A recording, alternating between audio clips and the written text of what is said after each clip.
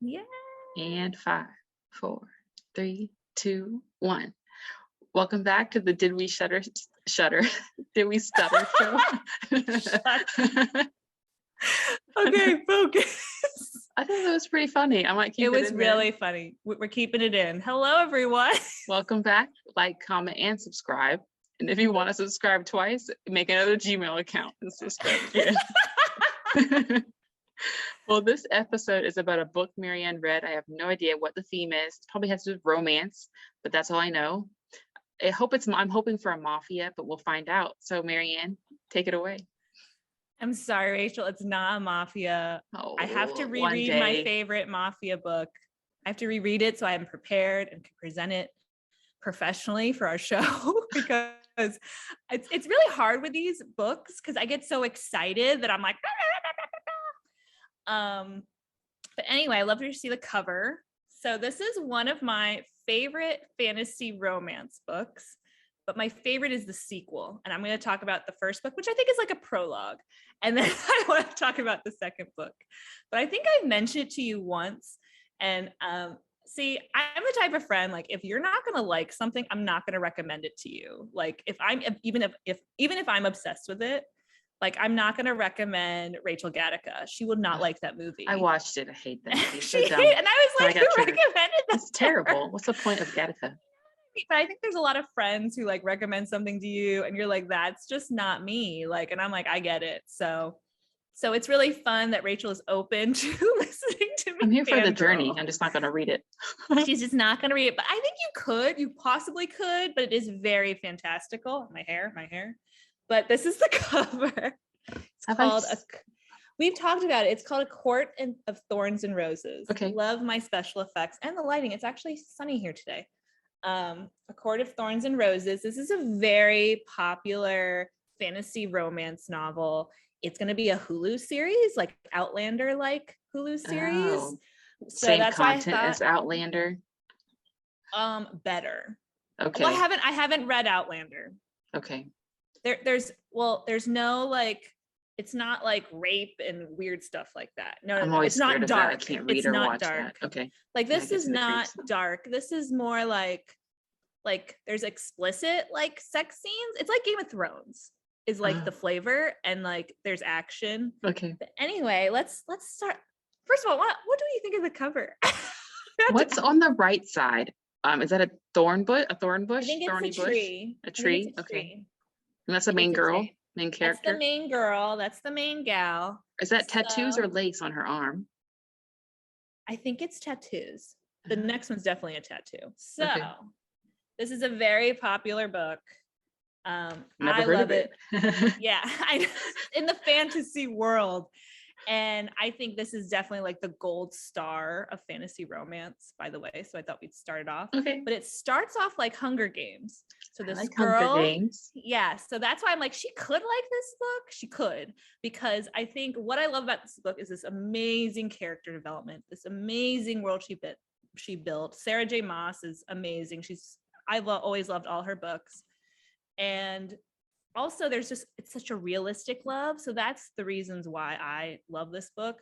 So it starts off, her name's Farah, and she is the youngest of her family, and she is the hunter. She has to take care of her family, even though she's the youngest. She has Is it a bow and arrow? It is a bow and arrow. And her two sisters are they're nice, but they're not great. So she is carrying the family. Her dad got them, he was like a trader, got into debt, and he hurt his knee, so he can't hunt. So it starts off, she kills like this wolf creature thing. She like kills this creature, and then this other creature comes to their place. Oh, first of all, this is not dystopian. This is like a whole other world. Like, there's a map. It's a very specific world, and it's a world where there are fairies. Now, I know this sounds weird. They're not like small little Tinkerbell fairies. They're like immortal, tall. They're like elves. And I need to look up the difference between fairies and elves. I really need to look that up. But they're kind of like Legolas and Lord of the Rings. Think of it like that, but not. Are they good guys or bad guys? They're both. There's good ones and there's bad ones. Because elves are also orcs, right? In some cases. In Lord of the Rings. Yeah, That's in Lord of the how that Rings works. only. I Yeah, kind in of Lord want of to the rewatch Rings Lord of the only. Rings. That's a footnote. Moving on. P.S. It's been 20 years since Lord of the Rings, the movie, came out. Ugh. Does anyone else feel old? I do. That's another I amazing wasn't fantasy born when book Lord to of the talk Rings about. came out. I know. Right? Lies. Lies. Anyway, back to A Court of Thorns and Roses. So she kills this thing. She's in this world where there's fairies. So there's humans who are the bottom of the totem pole, and they live in this territory. Hey. And then I know. And then there's all these fairies, and fairies are very into nature. There's all these, like, a lot of the common fairy characteristics is they can't lie. Interesting. But in this one they can. But in other books, there's actually a lot of fairy books that I've read. I keep and they thinking each kind of Tinkerbell. twist. Can't help it. Or Peter Pan. They just think Legolas. But it's really funny. Like, a lot of them take that, they twist the fairy kind of title. Like remember Twilight? She made the vampire sparkle. So each author will do their own little twist on this popular thing. So there's all these fairies, and they rule most of the land, and they have different courts. So there's like a winter court, a summer court, a spring court, a night court, a day court. Like, it's very like seasonal and nature themed. And that's what I love about Sarah J. Maas. It's the metaphors she uses. It makes sense. It's not too cheesy, but I just like her physical metaphors that you'll see throughout. So actually, A Court of Thorns and Roses is like a Beauty and the Beast retelling.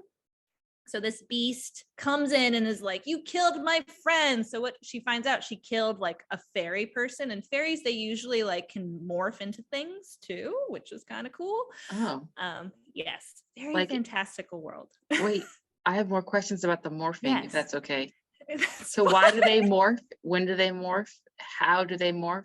And so can all morph? It depends on what court you're in and what power you have. Because some have wings, some do have like physical wings, or some turn into beasts, or some turn into other things. Yeah, so I think fairies are cool. I don't think they're as cool as vampires, but it's because it's so like broad. Like, they're kind of like the Superman versus the Batman. You know what I mean? Like, Superman's like too good to be true. And I think fairies are a little too good to be true. Oh, that's why you're not a fan of Superman? Yeah, I'm not. Because it's like too good. Like, fairies, they're super good looking, they're immortal, they have all this power, they can morph into things or have wings and fly, etc. So there's just know that there's a different diversity cast of fairies, and there's good ones and there's bad ones. Okay, got you. So Farah gets taken by this beast, Tamlin, who is the high fae. So the high fae are the highest tier of fairy you can have. He's like royalty. Fae was an elf. No, fae is a fairy. Oh, okay. Because last time you told me a fae was an elf, I was going to be ready when the fae came out. Well, they say high fae, and they're basically fairies, but they say fae the whole time. How do you spell fae? F-A-E. Okay, thank you. F-A-E.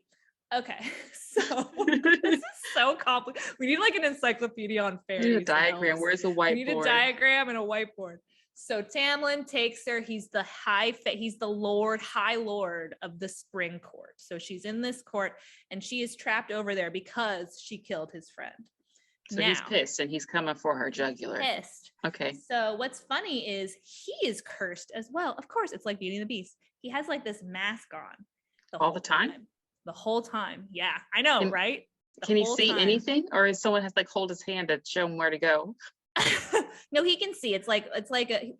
So basically what happened is he ended up at this ball like 1,000,000 years ago or 200 years ago or whatever, and he was cursed, and this evil woman named Amarantha came over to take over the lands and take over the humans. There's so many more details to this, but I'm just like really summarizing. World. I know, right? So like basically he gets cursed, and in order to break the curse, of course he has to fall in love with Farah. I'm really simplifying this. Like, there's a lot more details. So she's there, and what I love about Farah, and she's kind of like Katniss, she's very savage. She does not back down. Like, she's raised to like hate fairies, and she doesn't eat the food at first. Yeah, she doesn't eat the food at first. She doesn't wear the dresses that they give her, and they like look at her like a lot of fairies. They think they're above, so they're always like, "Oh, you human, like your human ways," and like because they don't have like the characters humans. They're not like, special. They don't have that empathy, Mm. or heart. So, well, most of them. So basically, like, she falls in love with him. Interesting. Oh, duh, she falls in love with him. And but then things are like, Amarantha, like, supposedly she's coming back. She's trying to take over and take the territory and like hurt the humans. So Tamlin has to let Farah go and hide her because he loves her. He goes, I don't want you to get, you're my, like, because basically when you love someone in a love story, they're usually the weakness of that leader. So of course leaders like to like hide the love of their lives somewhere. So she goes back, but then she's like, F this, I'm coming back to save my man. So you could just see, I just like how much of a fighter she is. Like, she was a hunter, she was a fighter. She tried to resist Tamlin so much, but she learned to love him, and she learned to be like a little bit happy, because it was, in the beginning of the story, it's very much like Hunger Games. Like, there's no food, the fairies suck, all those things. So it's great to see her evolution. So I'm like, okay, cool. She's coming back. She's going to save him. Oh man, the book took a turn. Basically, this Amarantha girl is like underneath this mountain and is holding this court and holding all the high faes hostage for the last like 500 years. A revolution. She had no idea. Yeah, she's brewing her revolution and her power is spreading and whatever. So Amarantha wants to marry Tamlin. Of course she does. And she tells Farah, you have to, and I feel like this is where the book really picks up. You have to do these 3 tasks in order to save him and save the kingdom from her rule. Okay. And she like gives her a riddle and all this stuff. And the first task, she like has to like fight a worm. Like a huge worm. Oh, so this is like the spider in Lord of the Rings and the third one or something. And she's so clever. Like she's in this mud pit. They're under this worm. Under this. I know. And then she like uses these bones to like make a trap. She like traps the worm, and I'm like, that's really smart. I'm gonna think of that next time. And then this situation. Next time you have to fight a worm. Fight a worm. And then the second one is like a reading one, and she doesn't know how to read because like her mom died when she was young and she had to learn to hunt and survive. And it's like, oh my God, she doesn't know how to read. And then the third one, what's the third one? Oh, she has to like kill people. She has to kill to show her sacrifice. Like it's good savage. People or bad people? Just she has to kill like fairies to like show that she's willing to sacrifice. I thought they were immortal. You can kill them in like a certain way, I believe, but they are immortal. Like they are meant to live, like they don't age. I think that's the best way to say it. See, there's so many specifics, and like, are you really immortal? Like, are you really invincible? I think you pick on that really well. But then of course there's another guy involved, and that's where this is my Marianne loves her triangle. Here we go. His name's Rhys, and he is Rhys. Oh, the first normal name in the book. I know, spelled R-H-S, and he is my absolute favorite character. But so he is super evil in the beginning. He is the consort of Amarantha. So he has always played the bad guy. So but he becomes a spy or something like that. Exactly. So she first meets him, and the first thing she says is he's like the most good-looking man I've ever seen, which I think is just hilarious. Watch out, Tamlin. Yeah, she saw him at one of the like fairy festivals they had that she joined. Festivals. Yeah, there was this whole like ritual and fairy festival. I pictured LARPing when you said fairy festival. Not the like same fire thing. And like fire. But he like saw her, and he like saved her from these other fairies that were trying to like get on, like trying to attack her and stuff. And he saved her and pretended to know her and stuff. And she was like, thank you. But she was like, I got to get out of here. And then left him. I want my mom. Get me out of here. Exactly. And then she finds out that he is Tamlin's enemy by being the consort of Amarantha, like working for him. He's employed with the enemy. He's employed. So during these trials, he actually volunteers to help her. And the way he does it is he says, in my custom, I have to bound you to me. We have to create a bargain. So that's a lot. Okay. With fairies, they do bargains. So she has this tattoo. Like fairies. I know it's there's a lot. It's like pretty like twisted. You can't trust them. I feel red flags everywhere. You would love Farah because she was so resistant in the beginning of the book, and I liked her fight. Like, she was so smart and witty in all her responses to them, and it was so great. So he creates a bond. He creates a bargain and bond with Farah because after the worm thing, she got really injured. Because remember, she's human. She's still human, and I love that in books where we have like realistic injuries. Like, come on, like some books you're like, didn't someone like get a scratch? So he heals her in her like prison and does a bargain with her. Well, you keep doing this. What it was? Because that's the important part of the second book. Oh. He does a bond. So they have this bond and bargain. And part of the bargain, he goes, if we get out of this alive, I want you to spend a week with me in my court every month. Okay.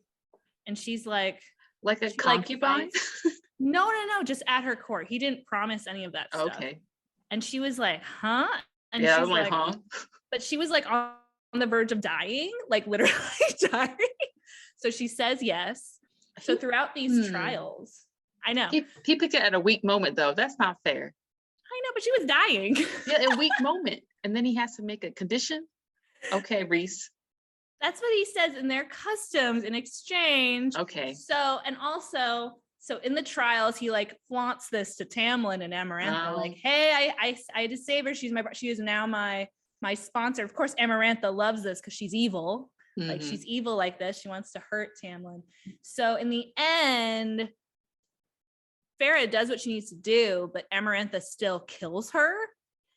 And but remember, Rhys and her have that bond, and Rhys tries to hold on to her. And then Rhys says, hey, and then someone, I forget who kills Amarantha. It's either Tamlin or Rhys. I forget who. And then they recreate her into a fae because she died. They combined all their powers. Sorry, you see my face. I'm listening. Right. Just remember, we're not even at the good part. So Twilight flashbacks. So now we end that she is back with Tamlin. She is a high fae. Remember, something she hated. And she says bye to Rhys, like actually becomes kind of friends with him in a weird way. So I'm like, wow, that was a crazy book. That was like Hunger Games and fairies and Game of Thrones, Lord of the Rings mixed in one, and Lord of the Rings and Under the Mountain. Twilight.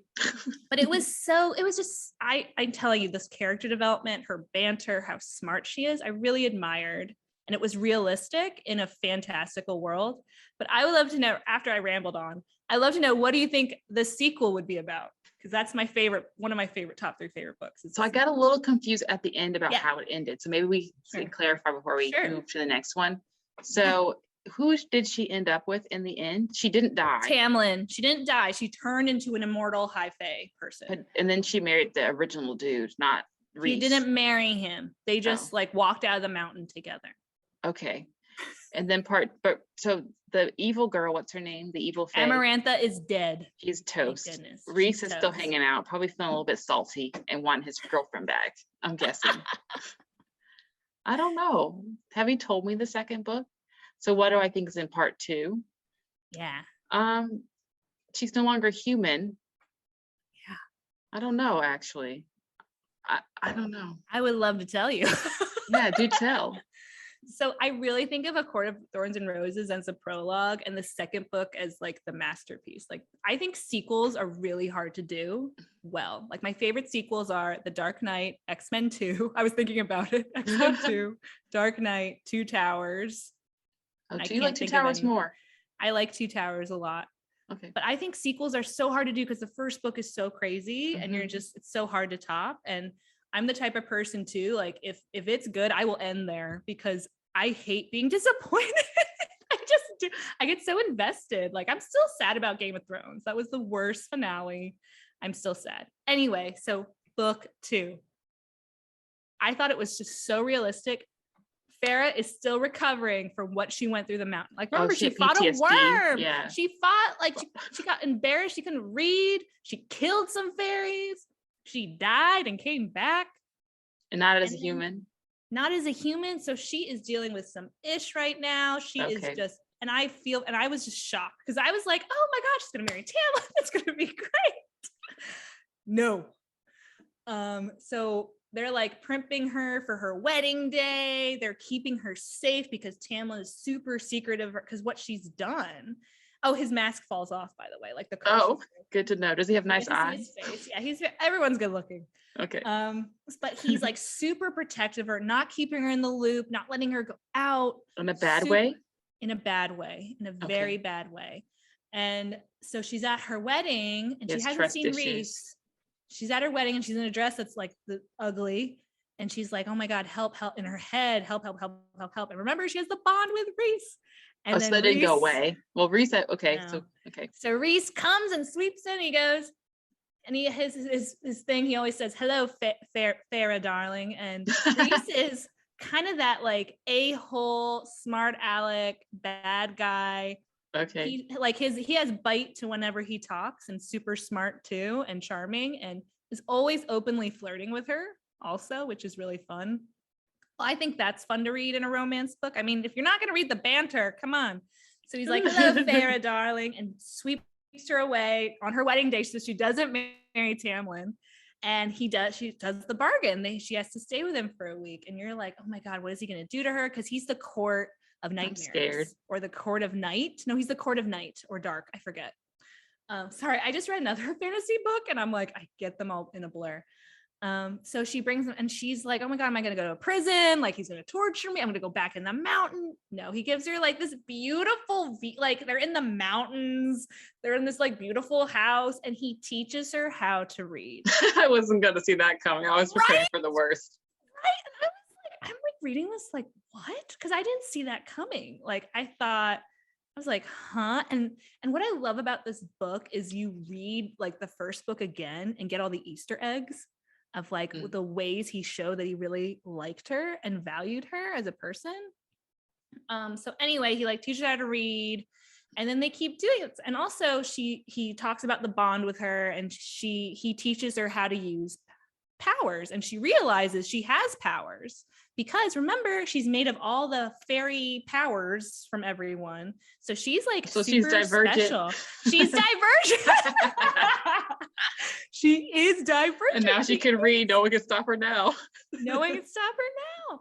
So then they're like back and forth and it's so funny. He like makes her write like, can you read that? And she goes okay, and she goes, Rhys is the most beautiful fae of the world. Like he like makes it's just propaganda. Really cute. It's just really cute how he teaches her but also like plays around with her.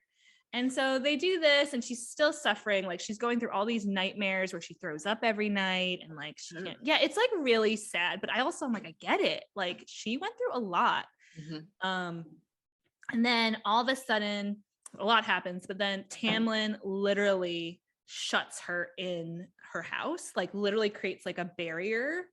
And because she's new to her power, she like explodes because no one's training her on their power and all these things. And that's when Rhys goes and saves her and takes her. And he's like, you have the choice I know this is not part of our bargain, but you have the choice to stay here if you want. And that's the great thing about Rhys is he always gave her a choice, like every time, like consent, choice, everything. And it's you don't usually read that a lot. It's a little scary. To be honest. Autonomy is important. But you don't read it so explicitly, I think, in a lot of books when like the love interest is like you choose. And so she chooses because she's like, I can't go back there. Like he was like Tamlin was shutting her down because he was experiencing his own PTSD. So then she joins his court and meets all his friends, which is his court. And of course, they're these like lovable characters. And I could go into that, but we would go on a tangent, but they were just all these amazing people and different fairies and different types of creatures. And she just fits in. And it's kind of that found family trope, which is a lot in a lot of books. And she discovers that there's this beautiful city called Valeris in the mountain that he's hidden. Sounds like a car type. I want to go to Valeris. It seems like a Florence, like not Florence, like a Venice, like Rivendell. Place. No, it's like Venice is how they describe it, like European. And she finds out that Rhys wasn't the bad guy after all. He was the good guy, pretending to be a bad guy to save his city. Because she goes, where were these people? Why weren't they under the mountain? He goes, I was protecting them. No one knows about the city. No one knows about my court and my friends. He became the consort to protect his court and kingdom. And you're just like, okay. So he's a king who got a side job as a support man for the enemy. He's a spy. Yes. Okay. Yeah, he was a spy, and you just realize that he was actually a really good person. And it's so interesting. She uses like he does have like a court of nightmares where all the weird creatures are under the mountain and stuff. But he calls his court, like with the city and they're in the mountains. He calls it the court of dreams, and I'm just like, this is so adorable. The like symbolism going on here. And it's so beautiful. And then like Farah, she is actually an artist. Well, everyone's an artist, and she stopped painting because of what's going on. And she like, they have this ball. Of course there's a ball. I love when there's a ball in any book. Who doesn't like a ball? And there's a ball, and it's like Starfall ball, I forget. And she like paints a star on Rhys's like fist or something. And she's like, that's the first thing I painted in so long. So anyway, you learn, of course, the Amarantha, it's not the end. There's another king involved who wants to take over the territory. Everybody's trying to do world domination. Yeah, it's very Game of Thrones this way. And so Rhys works with Farah, and I'm very summarizing it up because it's like so many details. He works with Farah to help train her power, trains her, helps her, loops her in on what's going on for the next battle to prepare. They're looking for this book. And throughout that, they're kind of flirting. They're kind of, going back and forth. They're pretending, but they're not. And it's just so beautiful. like I was reading it this week, and I was like, this book is so good. Like there's the character development, the pacing. And in the end, you find out with all the there's so much tension. I love tension in a book. In the end, there's this big power that we'll forget about power. We're going to focus on Farah and Rhys because that's what it's about. She finds out that he is her mate, like they are meant to be, and she had no idea. Like soulmate, you mean? Soulmate, yes. Okay. Soulmate. And then Fairy's mate is like a really big deal. Okay. And she finds out through another creature who always tells the truth, and she was like, what? Like, why didn't he tell me? She storms off. She actually just saved him for like, he had like some like certain arrow. Oh, the ash arrow. That's the one that kills fairies. Okay. She like just saves him and then learns about the mate thing. And she's just like, I need to get away. Like, this is too much and overwhelming. So she gets away. And then everyone knows about chapter 55. Like literally people know about this chapter where they reconcile, and he just spills everything to her of what was going on and how he always gave her a choice. I did not want to force it upon you. You were going through so much. And I was just like, this guy is too perfect. He is not real. This is too much. I didn't even finish the book, Rachel, because it's too much. Like I'm just like, and it's hard when you read a book that you enjoy so much to read another book. You get in the worst book hangover, the worst book slump. But in the end, they get together, and it's this like paint love scene situation. It's very spicy. And they get together, and then they go off and they try to get this book. And sadly, in the end, but I love this ending.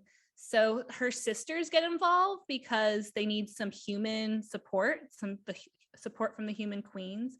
And her sisters get captured, and they get turned into fairies, which they did not want to do because they hated to be fairies. So you can see that this book is trying to make other series for the other sisters, which is true. And those are one of the books I have not read because I love this book, and I'm scared. I don't want to get disappointed because I love this book. But in the end, Farah she faces off with Tamlin. Like everyone faces off with each other. She sees Tamlin, and I don't remember, it was some kind of like bargain, but she ends up going back to Tamlin, and everyone's like, we're going back to Tamlin, as in, what does that mean? Returning back. So like there was this whole like bargain of like, she comes back and I'll save this. I forget what the bargain was, because again, I didn't finish because I was like, this book is too good. I can't get there. But basically, so everything's in Farah's perspective, and then the last part is in Rhys's perspective, and he tells everyone, hey, she is now my wife. They got married in secret. She is now a high lady of the night court, of our court, and there's no such things as high ladies. And that was the first thing Tamlin told her. He was like, there's no such thing as high ladies. You would just be my wife and just have my children. And she was like, like, what? Wait a second. So he made her a high lady of the court. Oh remember the ending. Now I remember. They told to break the bargain. He told Rhys to break the bargain. But Tamlin actually, did. yeah, Tamlin did. Tamlin, whoops. Yeah, Tamlin told her to break the bargain. And they did, but he didn't know that they had the mating bond, so they can still be connected and still so the mating bond trumps the other bond. Trumps the other bond. Exactly. Okay. So then the end, you find out, because I remember being in the end, like, why is Farah going back? Why is Farah going back? And she goes in and so she's undercover as the High Lady of the Night Court in the Spring Court to bring revenge on Tamlin. And that's how it ends. And this book 3 does exist or doesn't exist? Book 3 exists. It wasn't as great as the second book. I will try to reread it. I think I will, but it's just not, it wasn't as good to me. It wasn't like, that's what I remember finishing being like, the second book was way better. I don't know why, or like, that's where it ends for me. And I think for any reader of anything or watcher, I think you can choose your own adventure. I really think so. Like for Gilmore Girls, I end with Rory with Jess because I love Jess, and that's what, to me, that's what's meant to be. Yeah. Moulin Rouge, I don't go to the part where she dies because in the end they were together. I never seen Moulin Rouge, so I don't know. I've never. It's a really sad ending. Okay. You can just Google to when they're happy and then just end it there. Okay. I really think of like choosing your own adventure, and I just love that character development of what Farah went through. Like she was Katniss and now she's a high fae lady. Like it was so beautifully done. Sarah J. Maas, chef's kiss. but yeah, and I haven't read, so there's a third book which, like, of course they win, duh, and then there's a fourth book on her sister, and I haven't read those because I'm just I will. My goal is 2022 to read, because it is like really great writing. It's a fantasy world, but like the dialogue and I think the relationships is so realistic and you can connect with that. And I think that's why I love fantasy. It like you can still have the same feelings and experience the human condition, even though you're in a world full of fairies and creatures. And I think it's cool to see things from that perspective. It just is a nice reminder.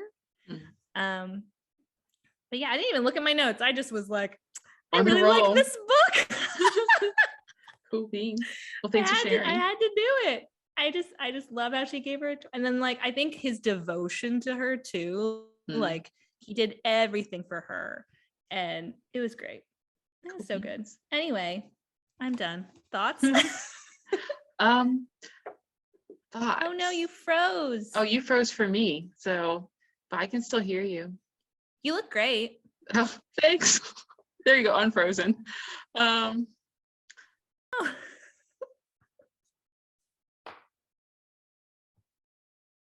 I wonder, it was still recording, so. It stopped and it came back. Yeah, it's still recording, so. Oh no, how do we end that? Right. You asked me what I thought. I think it's interesting that these days I feel like there aren't too many new ideas available, because most stories seem a combination of things we've seen before or heard before. And so like when you said she got all the characteristics of a fae, or most of them, I was like, okay, Divergent. That's going to help her out eventually.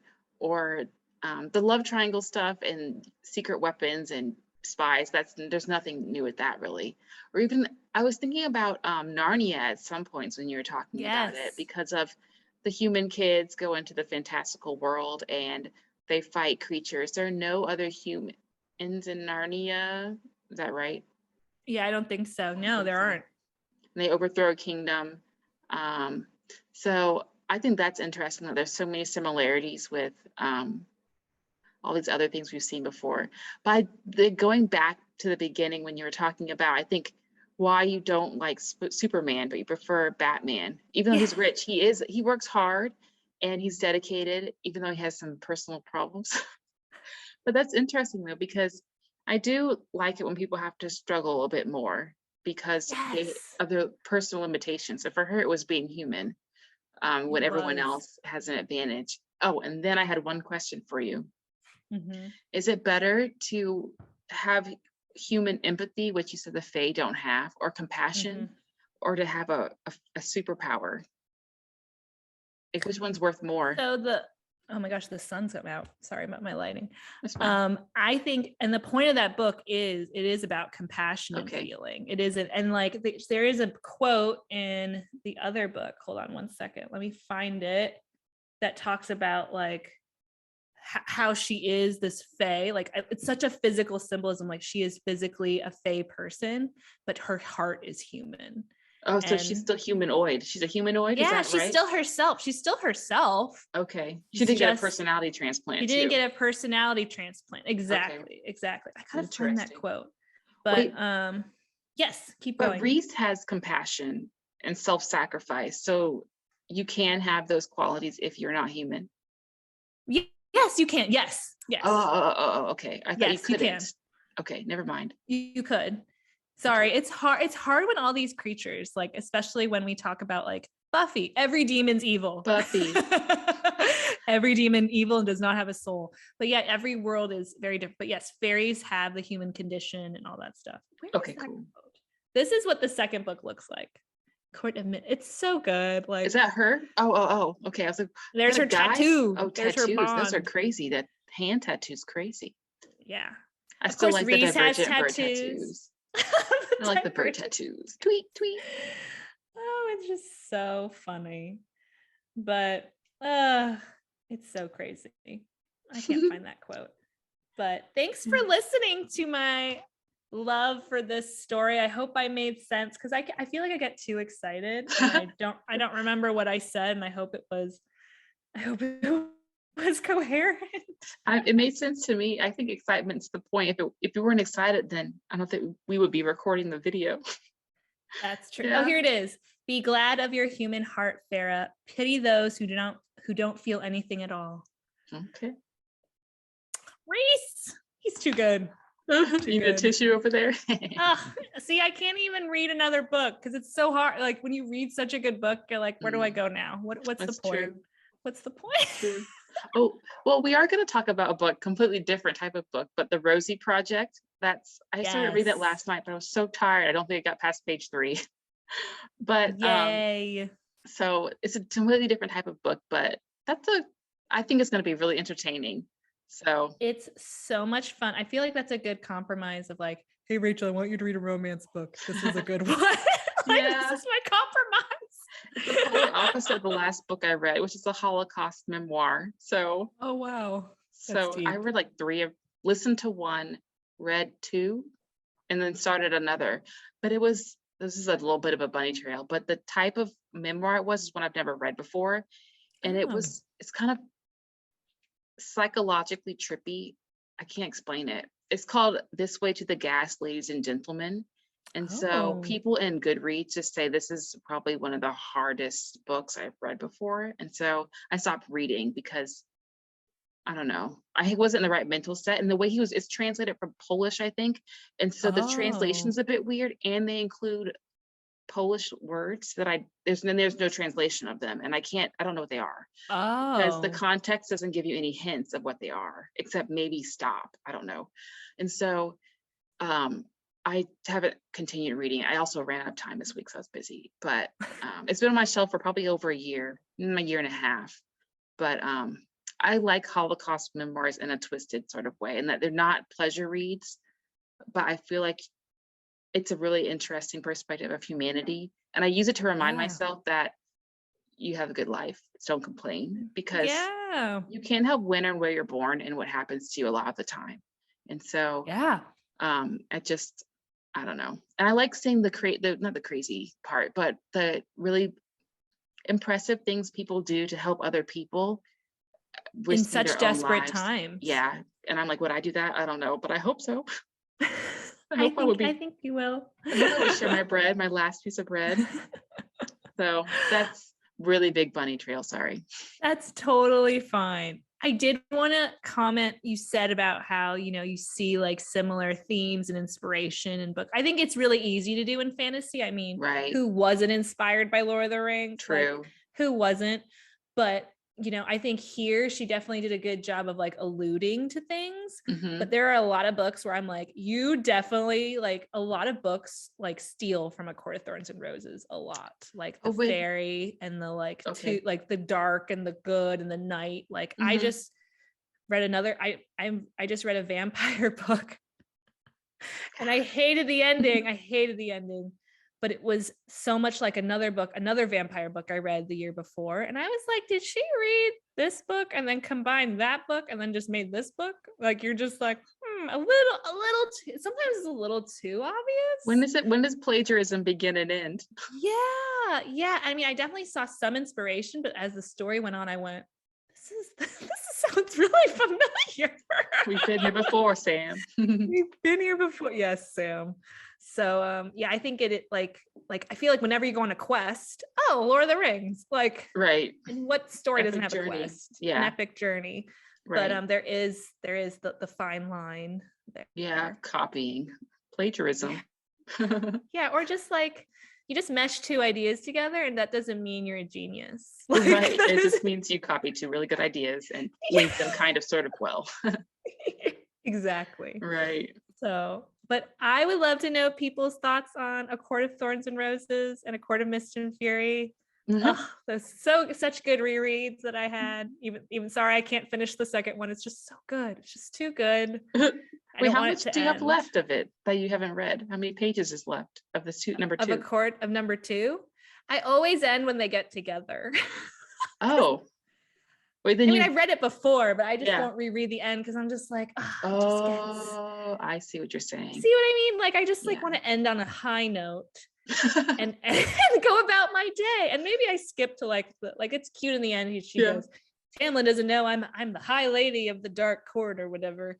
Yeah. Of the night court. I bet like there's some people that are really big fans of this series and they're probably like, Marianne, you are saying everything wrong. I'm just excited to talk about it with my friend Rachel. So Yeah, I like listening. I probably won't read it, but I'm here for the journey.